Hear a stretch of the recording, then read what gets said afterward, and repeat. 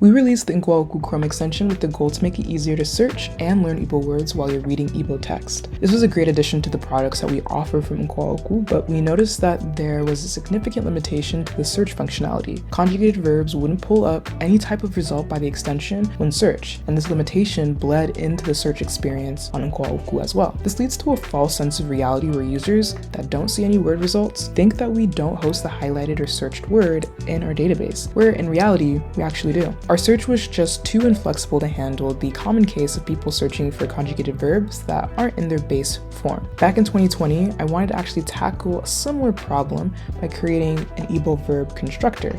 I'll link to that prototype below if you want to play around with it. When given a verb stem, the site would be able to conjugate the verb into its different verb tenses. Even though the conjugations weren't completely accurate, it served as a good prototype for me to understand the problem space of understanding verb conjugations. However, the major limitation of the Igbo verb constructor was that it wasn't able to do the reverse, deconstruct already conjugated verbs. But I'm excited to announce that since all the way back from 2020, we've been able to create a solution where we can now break down conjugated Igbo verbs that greatly improves our search and word discoverability on Nkwoku with the help of our volunteer community, specifically with the help of Udochi, Eze, Obioha, and Uche. You'll actually be hearing from Udochi, who noticed the limitation in search and spearheaded fixing this issue. After Udochi explains the process of how we identified the problem and created the game plan on how to address the problem, I'll walk through the slightly more technical details on how we implemented an algorithm to be able to break down verbs. So with all of that, let's hear from Udochi. My name is Udochi Okeke, and I proposed this set of rules for the Igbo word deconstructor. Igbo is a pattern-filled language. It's more than just sentence structure. The words themselves have a predictable pattern that aids in comprehension. I had been studying Igbo and linguistics for a couple of years through the books of godson Ijemma, who has been an Igbo scholar and lecturer since as far back as 1961 till date, all the way from Oguta to Owerri to even London and beyond. Mr. Ijemma's books are very comprehensive. At the time, I was looking for a way to be helpful to the Nkwoku project. When Ijemma showed us the rudimentary Igbo verb conjugator she had made some time ago, I saw a way to improve on it, with the knowledge I had gained from the books I read. So I wrote out about 20 or so rules of how to conjugate verbs. As somebody who is a programmer myself, I intentionally made them in the form of math problems, so they could be more easily plugged into an algorithm. I looked at the patterns in the book, and it was pretty easy to pull out the variables in an algorithmic way. I decided to make the slide deck to make it easier to understand my reasoning. I ended up isolating about 21 rules that make up the Igbo verbs and their conjugators. I included examples of Igbo words following the rules, and originally I had hoped it might be useful for some kind of machine learning algorithm, but Ijemma saw that these could be plugged into a fairly basic algorithm that didn't need any complicated machine learning to apply. My hope is that the work we are doing will help preserve the Igbo language and make the language more accessible to all kinds of people. In this particular example, you can see that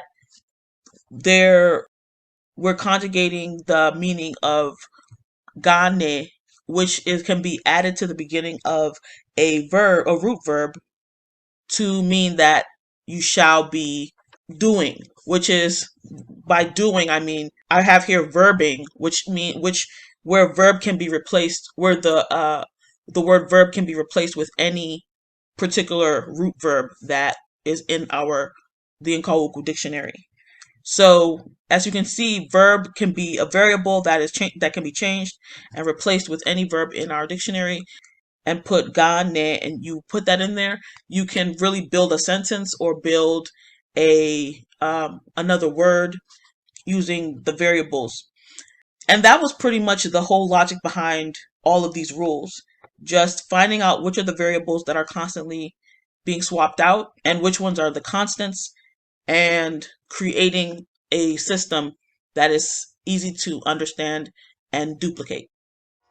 This is absolutely amazing, Udochi, thank you. As you heard from her explanation, there's a number of reusable patterns involved in conjugating verbs. The rules, which will also be linked in the description box below, slightly change depending on which verb roots are used and which extensional suffixes are used as well. When I first saw the rules slide deck, I immediately thought of a naive solution that I wanted to run with. My first attempt was a solution where I wanted to work backwards on the search term to attempt to break down the word following the rules in reverse order. So you can think of it as like a reverse string traversal. But this approach posed a lot of problems since I didn't have enough context on which part of the word represented what part of the rule. Also, the fact that I was breaking down a word in reverse order felt highly suspicious. So I scrapped my first solution. Luckily, from exploring my first approach completely, I was able to think of an alternative algorithm that would get us closer to what we needed, and that algorithm was backtracking. According to Wikipedia, backtracking is a class of algorithms for finding solutions to computational problems where it incrementally builds candidates to the solutions. Essentially, what this definition is saying is that backtracking produces all possible permutations of a quote-unquote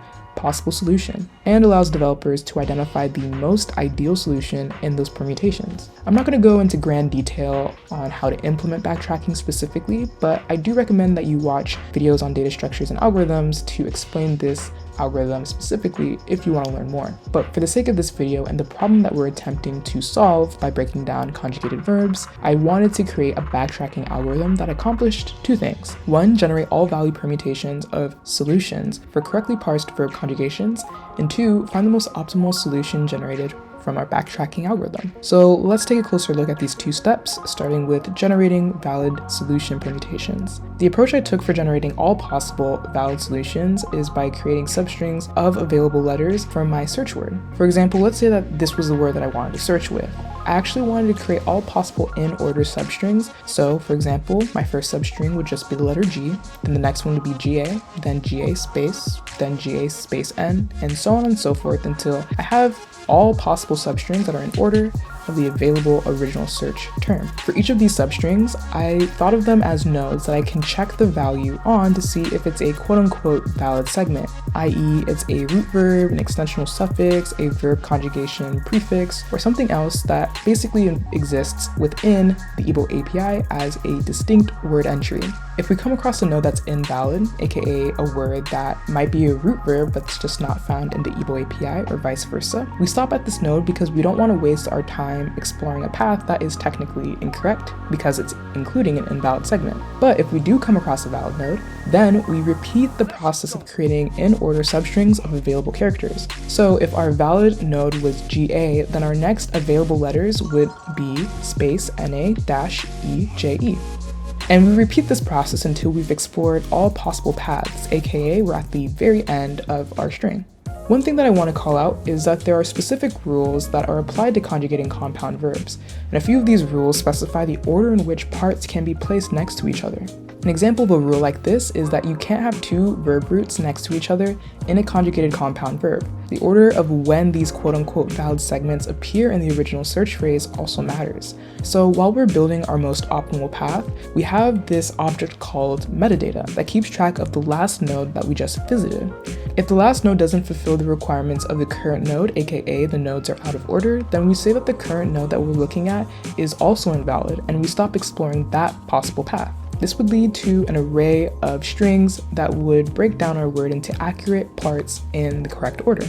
Given how strict the rules are from the slide deck that Udochi presented, and the limited amount of quote-unquote valid segments available in the Igbo API, we didn't need to generate too many fully possible paths, which worked to our benefit because that was great for performance. The second aspect of what we wanted to accomplish was to be able to find our most optimal solution. Now that we have our fully expanded solution tree, we want to determine which path is our quote-unquote solution path. The only criteria that I placed on a path being our solution path is that it's our longest path in the tree that when combined together make up the original search word completely. I made that decision because I figured the longer the string, the more granular the pieces are, and therefore most accurate. This could be a flawed way of thinking about how to find the most optimal solution in our case, but it's been working pretty well so far. With these two aspects covered in our algorithm, we're able to improve our search functionality and experience greatly. What this means for users is that although there will be no visual change to our Chrome extension and our website, you actually have a noticeable difference in the words that are popping up while you're searching. So instead of our service just matching strictly with the words provided from our users to the words in our database, it's a lot more flexible and dynamic, so it can actually parse different words in our database and pull out the word entries that make up the actual search phrase that our users are searching with. We're at a great spot with search for Nkwoku, but we plan on improving it, and we are already making a lot more improvements to it today. For example, we've expanded this concept of breaking down verbs and seeing their individual parts to apply it to also nouns within our database thanks to the help of Eze. But we also plan on making more improvements to this search functionality by providing even more information to our metadata object. So when users are searching on Nkwoku, you can actually see how words are broken down piece by piece, and that way they can have a more rich exploration into how words are broken down or built up.